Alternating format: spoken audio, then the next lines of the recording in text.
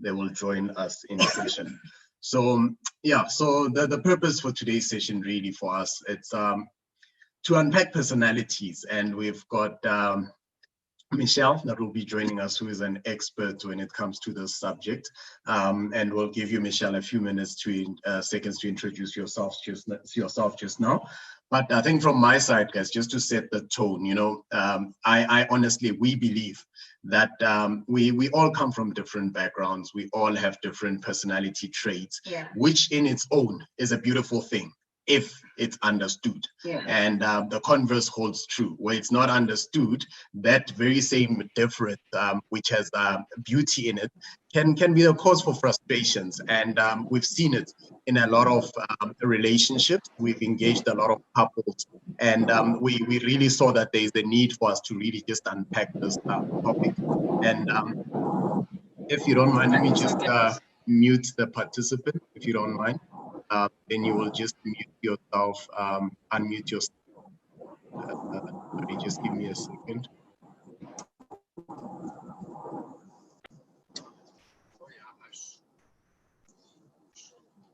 Super. We should be fine now. So we're not. Great. All right, super. Apologies for that. So as I was saying, that the beauty behind personalities and the differences that we have can also be a cause of frustration if it's misunderstood, which is the reason why we felt the need for us to just get together in this platform and allow Michelle an opportunity just to unpack this for us. And if there's any questions, as my wife mentioned, please drop them in the chat. At the end, we'll also have a session where you can give any other inputs or questions that you might have. But yeah, without any further waste of time, I'm just going to say a quick word of prayer. And we will, Michelle, hand over to you just to introduce yourself, and we will obviously run from there. So if you will allow us just to say a quick word of prayer. Heavenly Father, we thank you for this time. We thank you, mighty God, for this opportunity, Lord, as we gather in this place, oh Lord, in the mighty name of Jesus, we commit this session unto you. Father, I commit every couple that is joining us and all those that are still to join, mighty God, unto you. Father, I release your power, I release your grace and your anointing upon each and every couple, and I declare that, my God, this will be a session of impact and impartation. In the name of Jesus, we pray. Amen and amen. Amen. So, Michelle, if you will just introduce yourself, and yeah, as I said, we'll jump from there.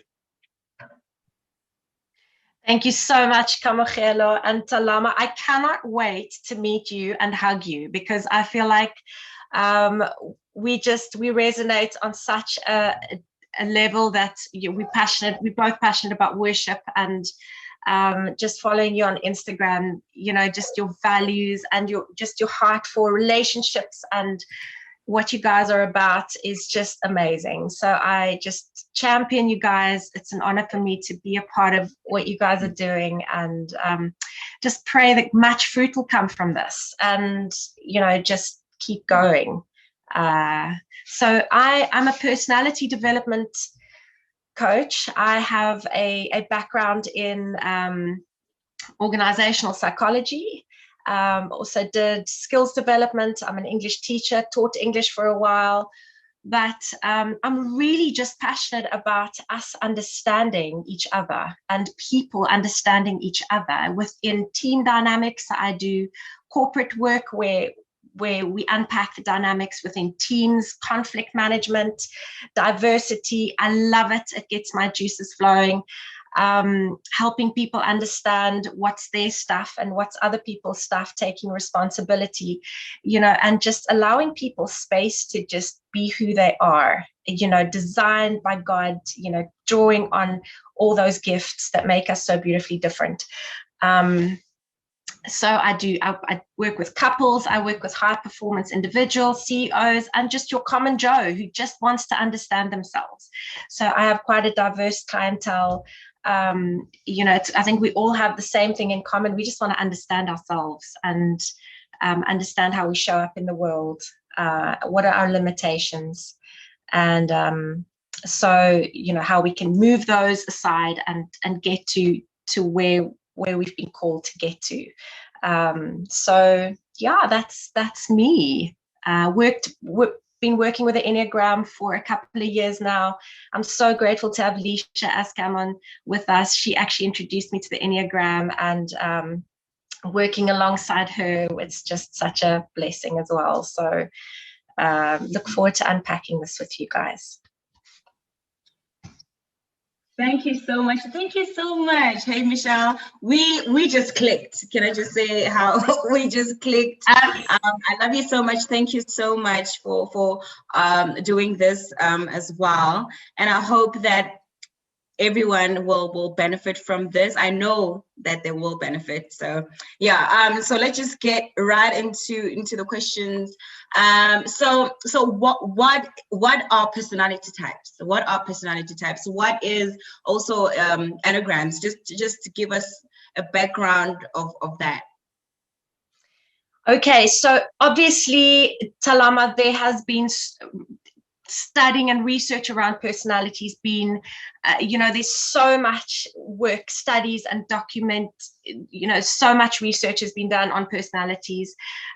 There's so much work, research that's been done. It's people have been wanting to know and understand the dynamics of human behavior and how we all show up individually for centuries. The worldview that I'm particularly interested in, and that's just made amazing sense to me, that's so different to all the other worldviews or schools of thought around personality, is specifically the Enneagram, and how the Enneagram shows us essentially where we got stuck. It's our personality, the view of our personality is the armor that we needed to wear in order to survive our childhood. So our true sense, our true personality is not that little box that people put you in to say, you are analytical, or you're creative, or you are, you're a thinker, or you're a feeler, or you're extroverted or introverted. What the Enneagram says is that that's who we needed to be in order to make sense of those early developmental years of our childhood, and how maturation and growing up, the part of growing up is part of the process of taking the armor off and saying, wow, I don't need to be this anymore. This is how I got my needs met as a 4-year-old. But I don't need to throw a tantrum anymore to get my needs met. I can learn new skills. And so, personality, according to the Enneagram, is really opening up the box and saying, come discover more of who you are. That is just, it served you for a season and a purpose, but it's not the essence of who you are. And so all the 9 types of personalities is essentially inside of all of us. This is the worldview of the Enneagram. And that I love the roots of the Enneagram, call on our desert fathers, who are our, I don't know if you guys are familiar with the desert fathers, but they are our early Christian brothers who went into the desert to go and understand who God is, and they came up with the 7 deadly sins. I'm sure you're familiar with that, but they also came up with the characteristics of God, and they believe that these 9 characteristics of God is inside of all of us because we made in His image, and that we each represent that in a on a individually, but we have access to all of them essentially. So this is quite interesting, and I mean intriguing for someone that might not have a background in psychology. But I think from my side, what I would like to understand, and I think this goes for everyone in the forum, is how many different personality types are there, and does one have to fit into a specific bucket, or can you have bits and pieces of different personalities? And if that's the case, does it mean you've got a personality disorder? If you've got Okay, so maybe I can I'm going to share my screen with you, and then I'll go through the Enneagram. Perhaps we can maybe that'll help. Share screen.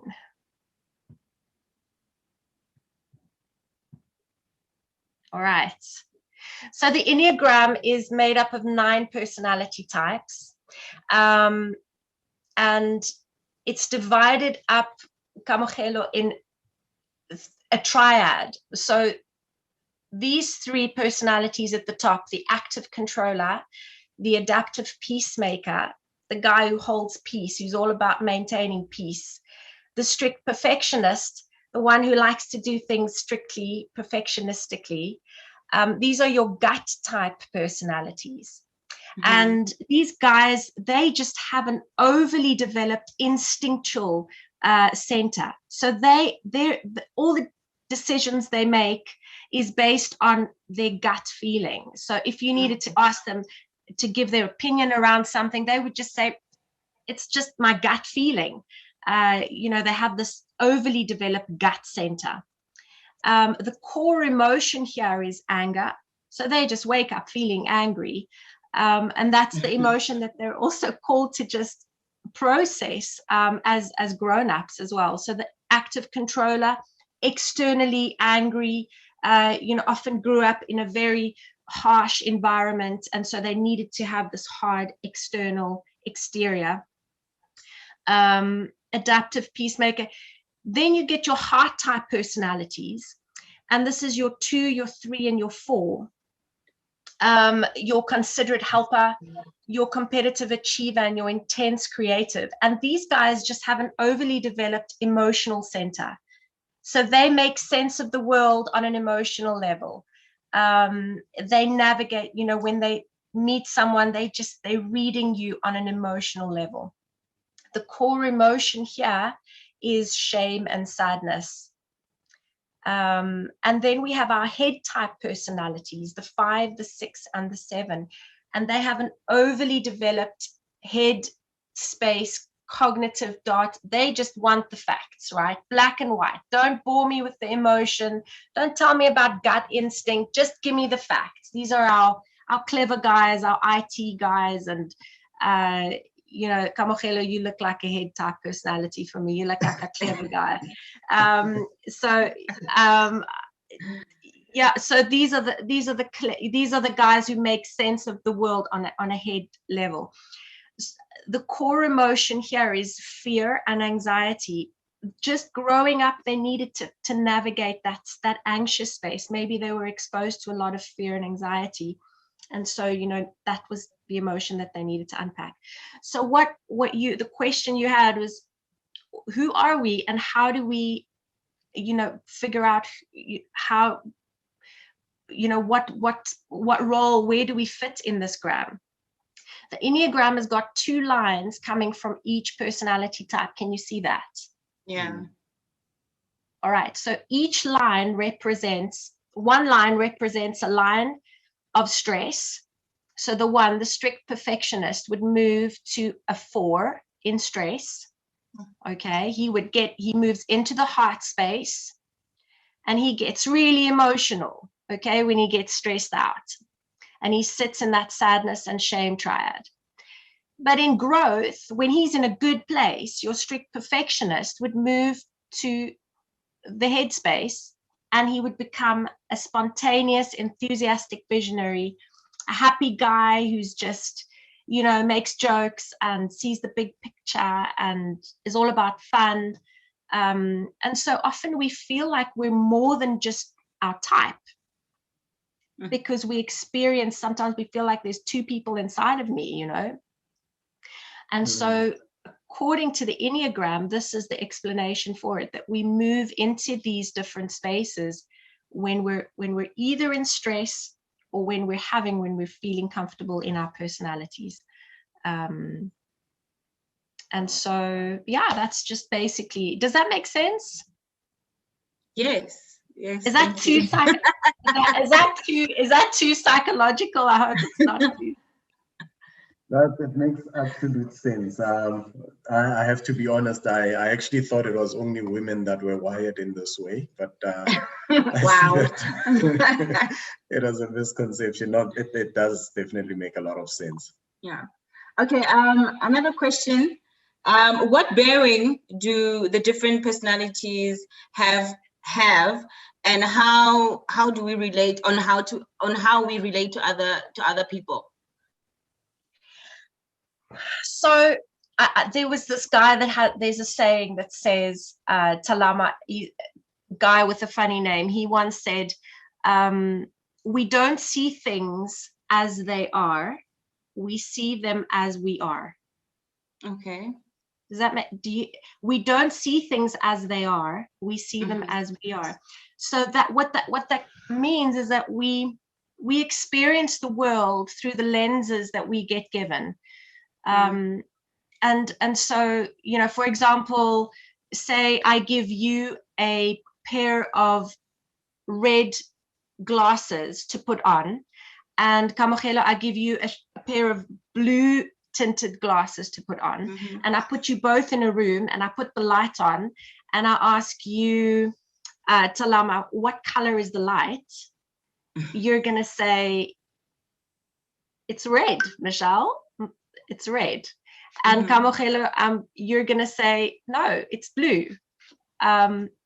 Because that's what you're looking through. The glasses you are wearing are giving you the experience of the light. And so that's a lot like our personalities, that we view things not as they are, but as we are, the way we experience it. We view it. And so, and so is the light red and is it blue? No, it's not either. It's white. We know light it's got sort of a white yellow, but it also, and that's if you, for example, are in your heart space and you're a 2, and Kamogelo, maybe you're an 8,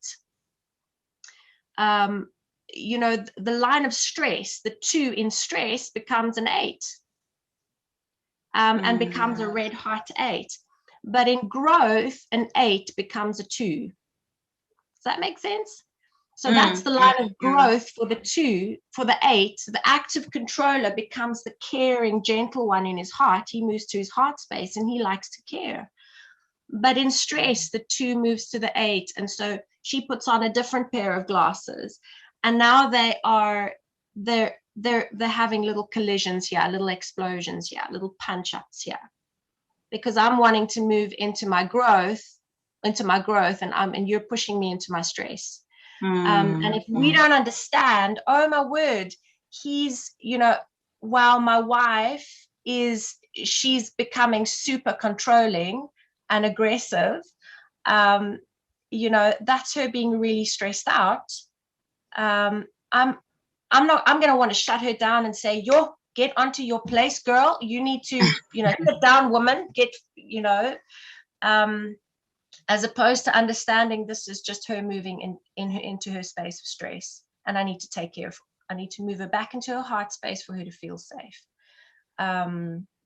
Process anger. Don't just shut the anger down. Process the anger so that she can go back to her heart space, and vice versa. So understanding the core fear that's also relates to each type. Each type comes from a core fear that gives motivation to that expression, to that personality. And for example, the core fear here is vulnerability. The 8s don't like feeling vulnerable. So if you trigger vulnerability in an 8, he's going to come at you, you know, with aggression. But when you have understanding, wow, you know, he's in growing up, the 8 needed to be that strong guy. In order to survive those early developmental years, you can have so much more understanding for that person, as opposed to just, you know, moving away and not leaning into connection. You know, something tells me, I'm busy just reading through. Something tells me that I might fall, but you're the professional. You will know. The enthusiastic. Sorry? Did you say 4? The enthusiastic visionary, the 7th. Yeah. Something tells me that I might be there. So I'm just looking at the areas here. Strict, perfectionist. Yeah, I have I might have those tendencies where I can be very strict. But yeah, we will do the test. We will do the test. I look forward to that. So we've got more questions around this. Yeah, there's a lot of questions that are. You've touched on it. I would like us to explore further, but I think before we get into that, You're not. there's a question here from ICCIN in terms of can we? Oh, thank you. Oh, that's Nikki spelled backwards. Thank you. Okay, no. All right. Can we not respond in any of the Enneagram modes in a given situation, or are we locked into one single mode? Okay. So that's a good question. According to the the worldview of the Enneagram says that, remember, that's who you need it to be. That's always going to be your home base. You're going to be most comfortable there, but that's also where you're going to get stuck. So so the enthusiastic visionary, core motivation, experience it all. I want to just experience it all. Have fun, baby. I just want to have fun. But the core fear here, the core fear is to sit in pain. Sevens do not do pain. Do not do pain, do not do discomfort. They just eject into experiences. Oh my God. And so so when they experience pain, they move here. They become really stressed out, and they move to a strict perfectionist, and they become perfectionistic. Yeah. They just everything just has to be perfect, and they get judgmental and critical, and they judge everybody around them, and can everybody God. And they're so hard on themselves, and they're so hard on the people around them, because they don't do pain. And so until they feel comfortable again and grounded, they move back into their core space. So to answer the question, we're constantly moving around until we found our home base again. So you'll always be that type, but it's learning to integrate. A healthy person is able to move into the one and move back. So you're stressed out, talama, moving into your heart, dropping into your heart space, to the intense creative, and just learning that self-care. Fours are very good with self-care. And then moving into the considerate helper and saying, wow, okay, I'm sitting in myself, now who can I serve? And then learning how to take control of your emotions, right? Because you're in that, you're moving out of your heart, learning to go and take control of your emotions, and then learning to get quiet, and moving back to yourself. And that's the beautiful rhythm of the Enneagram. Wow, that's powerful. Sure. So I think on building up on that, so there's a question from Kuto here, which I also just want to expound a bit, because it sort of links into the next question that we had. Yeah. So the question is, how do I accept my spouse's character or personality without offending them? But I think also from my end, just to maybe expound on it, as I've mentioned, you've touched on a fact around understanding, that it's important for us to understand how these personality types sort of show up in a stressful environment. So linking up to this question that Kuto asked again, is how do these traits or these personality types impact how we show up in the relationship? Because truth be told, if I don't have an understanding of where my spouse sits, I might not necessarily be able to approach them or adapt my approach in a way that would get the best out of their personality type. Yeah. And you know what? I think that links in, Kamogelo, with the whole compatibility thing. Am I right? Possibly. Yeah.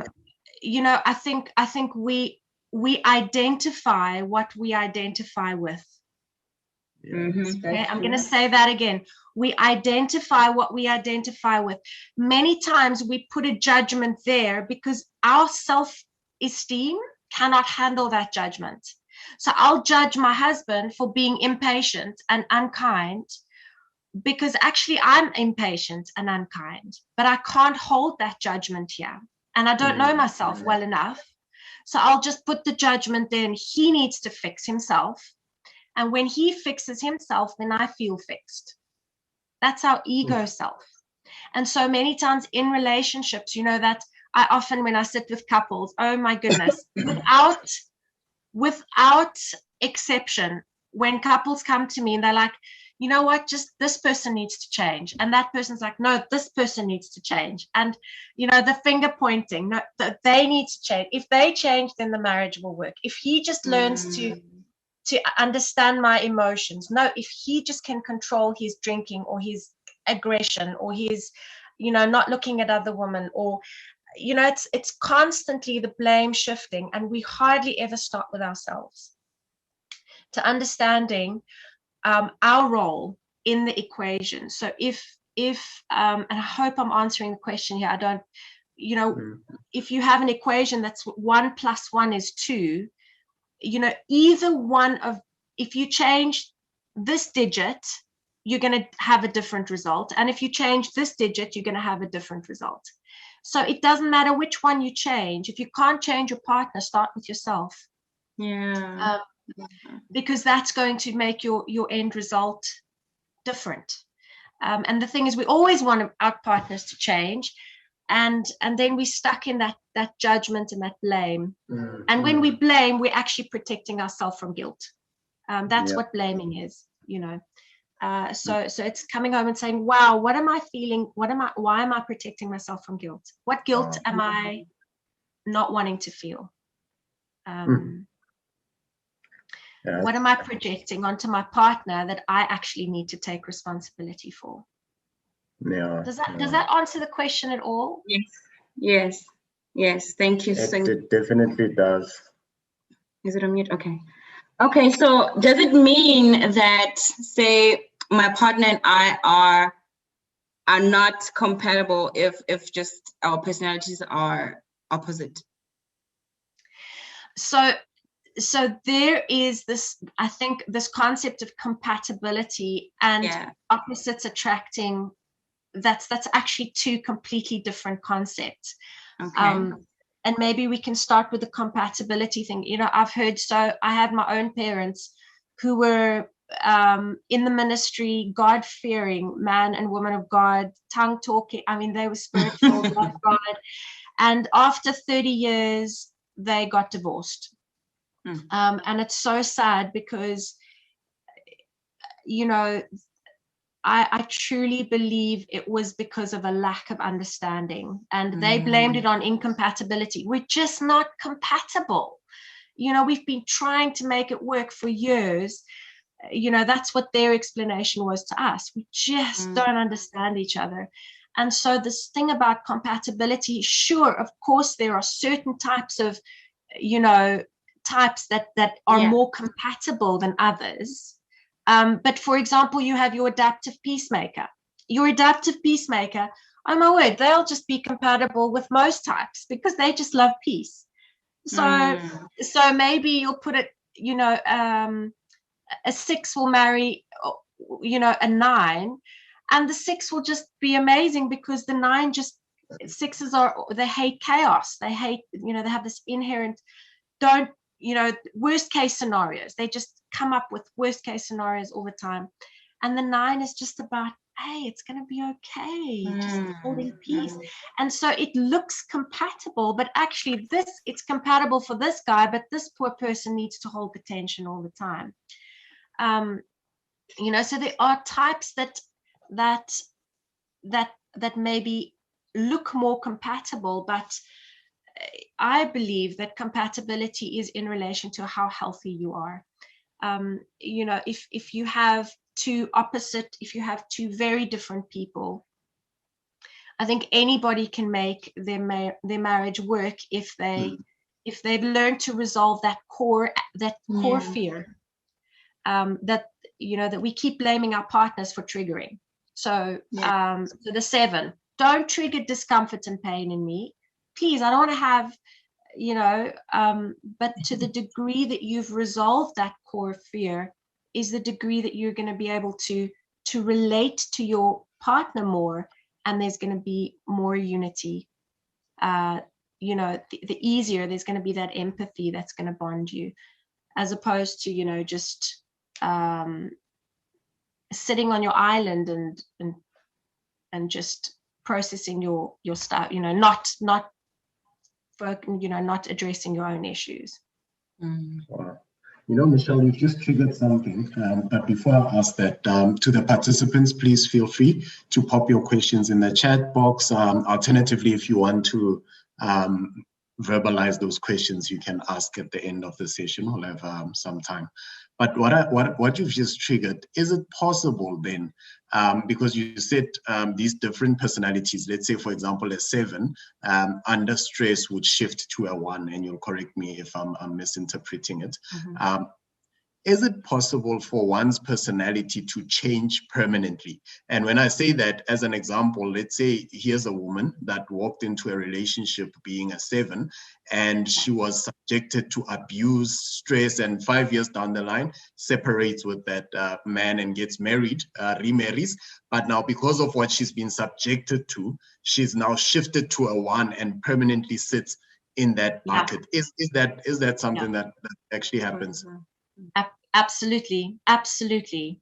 And you know what happens, Kamogelo, is that that happens often where people, and that's why their bodies get sick, because you're moving, you're in this unnatural, strained space, where you're forced to, and I think, you know, we adapt, and it can be a healthy space if that one can learn to drop down into their heart and to take care of themselves and learn into serving others and move into taking control of them. If they learn the rhythm of accessing the whole gram, that's healthy. But if they get stuck here and they sit in that anger and they don't ever move back into their headspace where they activate, you know, that spontaneity and that freedom, absolutely, that you create another stuck space. The thing is, I love the whirlwind. Talama, we spoke about it briefly over the phone the other day. There was a gentleman by the name of Harville Hendricks. He came up with the theory of imago, which says that we are attracted to our opposite, our lost self. And, you know, I love that so much, because what he says is, in growing up as children, we grow up, there are parts of us that get shut down. So, for example, maybe you're very musical, but you grow up in a very sort of logical head type family, and that musical part of you gets shut down. And then you grow up and you marry someone musical, because inherently your lost self, that part of you that was shut down, is wanting to be woken up and wanting to be restored, because that's what we want. We want to experience that equilibrium, that sense of wholeness. So we marry someone who's musical, but now, because we're so used to that part of us being judged and criticized our whole life, what do we do with our partner? We end up judging and criticizing them, because that's the behavior that we got. And so until we get to learn, oh my word, this person represents this part of me that was lost, I need to embrace them, and I need to nurture, you know, the restoring of myself. And that person obviously chose me because I represent a part of their lost self. You know, we become a part of each other's healing stories. And so, you know, however we move, you know, it's learning to work and weave healing into our relationship and become each, you know, part of each other's healing, as I said. Wow, that's true. Because I remember us having this conversation that I'm obviously the extrovert, and he is the introvert in this relationship. And it's quite interesting that, you know, with us, I tend to be very direct in my approach, because of basically how I grew up. We were very confrontational, very direct and straightforward. We just say things you know, as they are. And here comes this guy who is quite soft spoken. And it's something that was strange because I've never been brought up in such an environment. So it was quite interesting to see that in our relationship, how he would sometimes calm me down and say, hey, relax. There's no need for you to scream. There's no need for you to, you know, go all crazy in this situation. So I really see how opposites attract, you know. We have a question here. It says, what influences how we experience the world besides our Enneagram type? And how important are subtypes in my daily life and in relationships? Okay. Thank you, Nikki. Talama, can you read that for me just one more time, please? Sorry, you just broke up a bit. All right. It says, what influences how we experience the world besides our Enneagram type? Right? Okay. And then it says, okay, let me just let you answer. Maybe we could just start there. So, so obviously, sorry, who was asking the question? That's Nikki. Nikki. Hi, Nikki. So how it's kind of back to front, okay? So I'm just gonna flip it the other way around, your question, because we choose our type based on our experiences, how we experience the world. So for example, say the competitive achiever, say you grew up in a home where when you competed, when you performed well, you got validated and affirmed. And so you learn, oh, okay, this is how the world works. When I perform, I get I get affirmation, and I get liked. So then he builds this worldview around, I'll perform and then I'll get what I need. So core motivation of the three is I have to be the best. Okay. And then there's also that core fear of you know, the shame, obviously sitting in the shame triad, you know, core fear of not being accepted for who they are. You know, I'm not accepted for who I am. I'm accepted for what I do. And so I can't just be me. I have to be someone else. I have to be the best, whatever that means.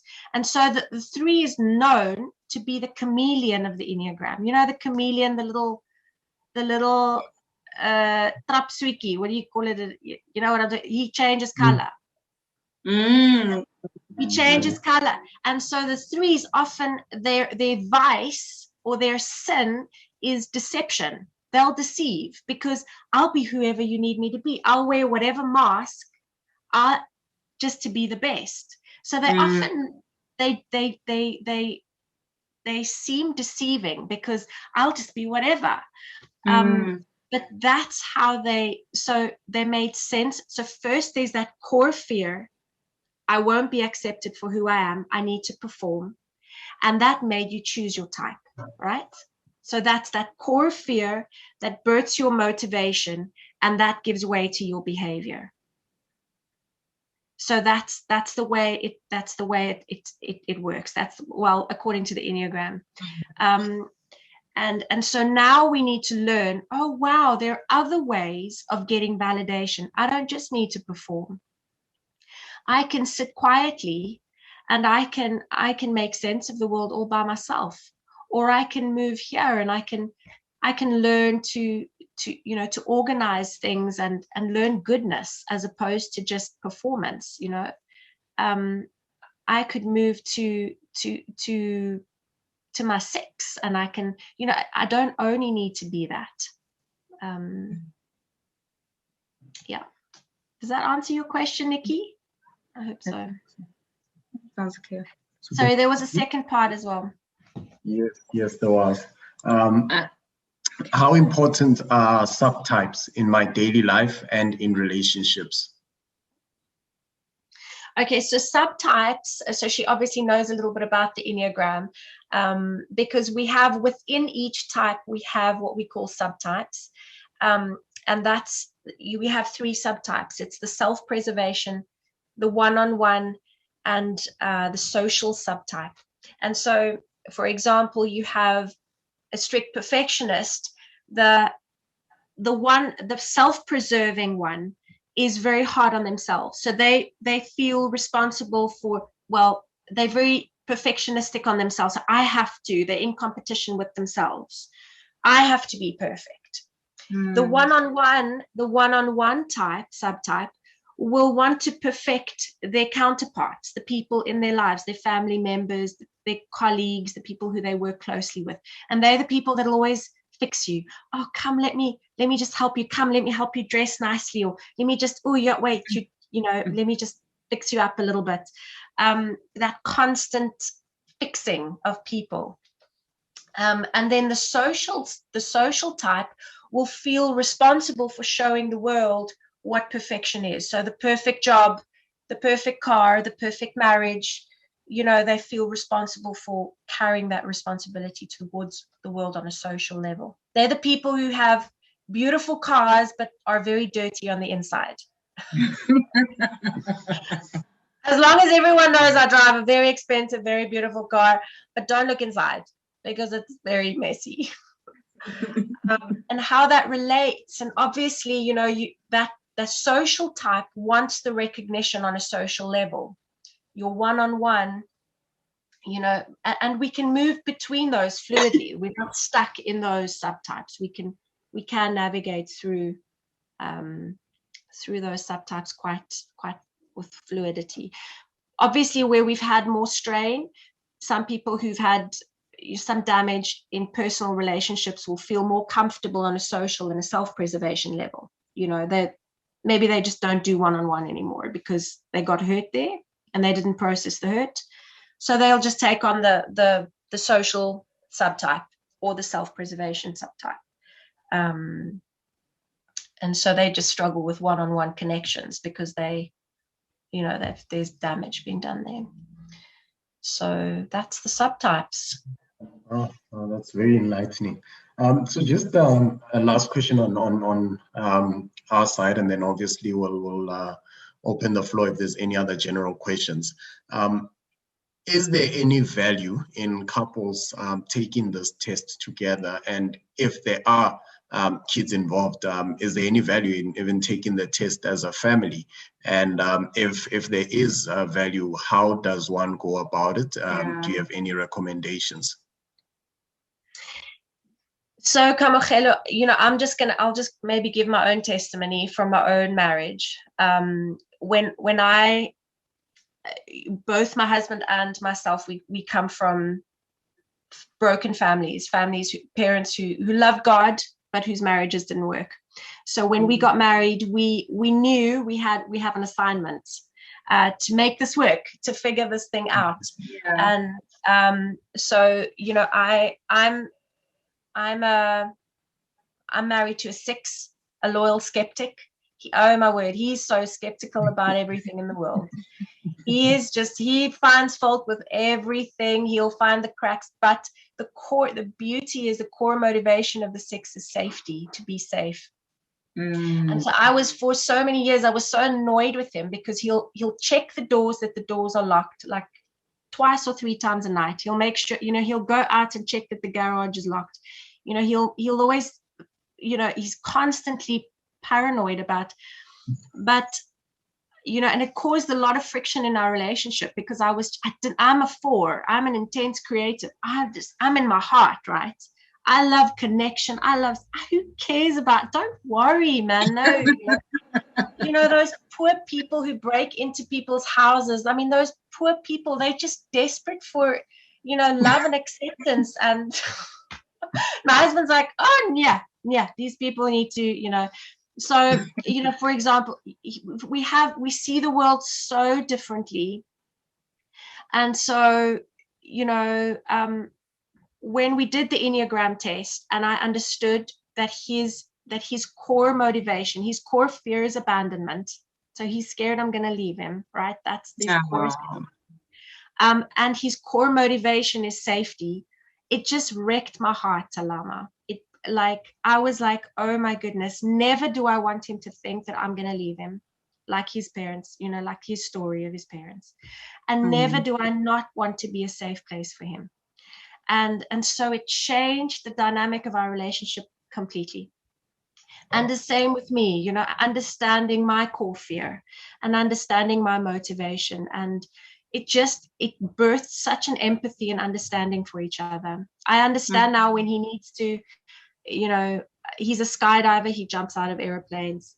And I understand why he does that, because he hates fear so much that every time he jumps out of that airplane, he punches fear in the face. If that makes sense metaphorically, it doesn't really make sense. But he hates, you know, so as opposed to being irritated with him for going skydiving, I just encourage him to go, my love, go punch fear in the face, because fear is so real for a 6, you know. So in terms of, you know, the benefits, it's absolutely, it breaks open a level of just understanding for each other. It's core fear, core motivation, understanding where he goes to in stress. He works, I mean, he becomes a workaholic in stress. That's like exactly what he does, you know. And in growth, he moves into that beautiful, I know how to take him into that space. I know how to say, come, take your shoes off, we're going to go walk on the beach. You know, I know that's where I need to take him to relax. And as a family, so they say up until about the age of 16, 17, you're still navigating the gram. You're still finding your space on the Enneagram, right? So I don't really recommend doing the Enneagram, you know, in those earlier than 16 or 17, 18, because you're still figuring it out.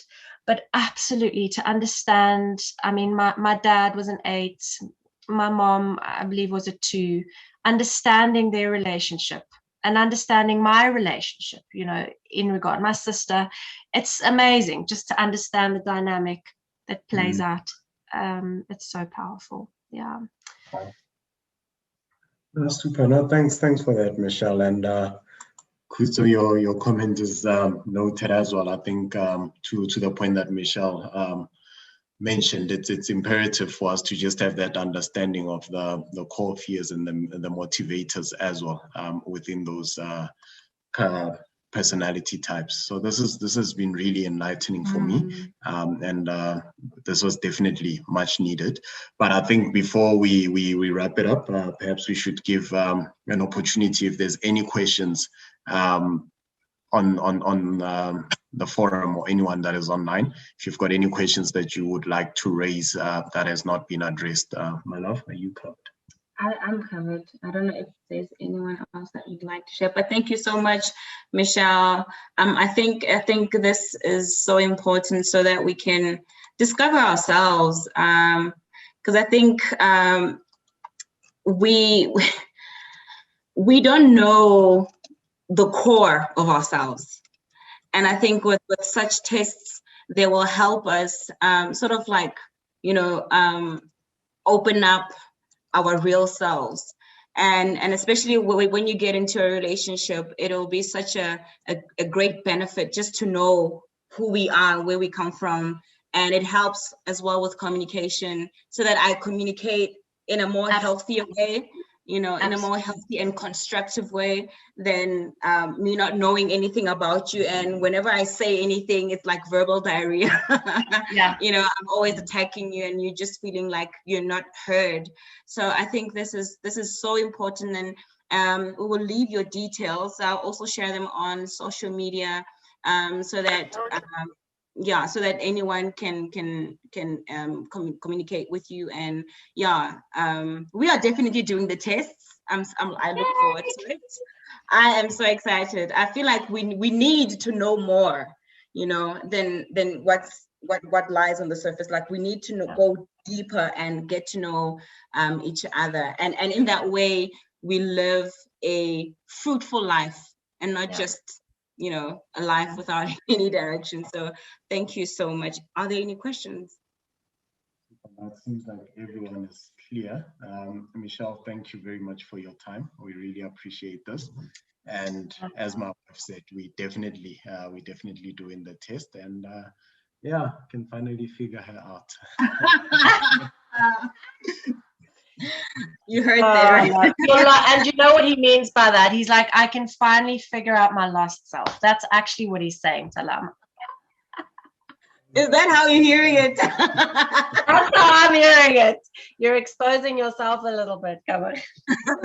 Thank you so much. Thank you so much. Thanks, thank you so much for everyone that has tuned in, taking that time off and just to log in and just, you know, plug in and learn with us. So I would like you guys to also follow our Instagram page. It's Power Couples, at Power Couples Movement. So Power Couples _movement. We are also on podcast as well as our YouTube channel. So I'm going to leave all the details, Michelle's details on these platforms. And you can also share the video or the podcast. I'll because we recorded it, I'll try to put it on our podcast as well so that you can get informed with this. So yeah, thank you so much. Is that a question? Yes, there's a question there. Please share with us, how do we also take the test? Oh, okay. So the IEQ9 Enneagram test is the most accurate Enneagram test on the market at the moment. You can choose a standard report or a professional report. So there are two tests. The standard report basically unpacks your basic type. It shows you it explains your lines. It gives you a strain profile. It gives you, it unpacks your head type, your heart. I mean, there's so much information. It's a 22-page report. The professional report shows you your conflict style, your leadership style, and a lot more on a professional level. That's a 42-page report.